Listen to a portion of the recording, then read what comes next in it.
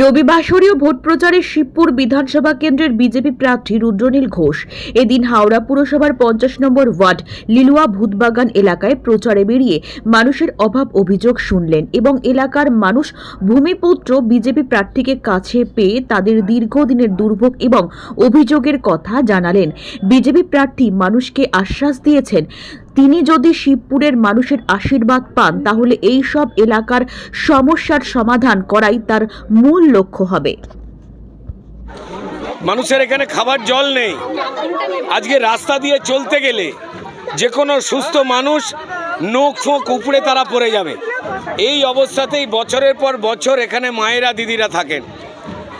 শাসক দল তারা আসেন, তাদের কাউন্সিলররা আসে, তারা কোথায় জমি বুঝিয়ে বাড়ি করবে সেই ধান্দা করে টাকা ইনকাম করতে আসে। এখানের মানুষজন মানুষ নয়, দুর্ভাগ্যজনক।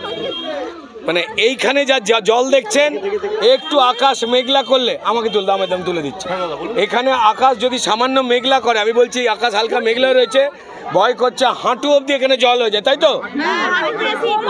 হাঁটুর ওপরে জল, ঘরের মধ্যে জল ঢুকে যায়। এনারা মানুষ নয়, এরা কি মানে শুধুই ভোটার?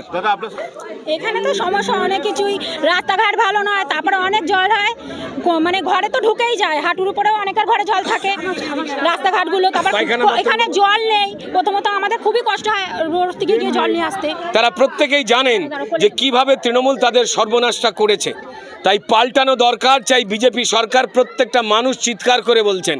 আর যাদের তৃণমূল ভয় দেখাচ্ছে তারা নীরবে শুধু জানলার পাশ থেকে হাত নেমে বলছে একটাই স্লোগান, পাল্টাবো, পাল্টাতে হবে।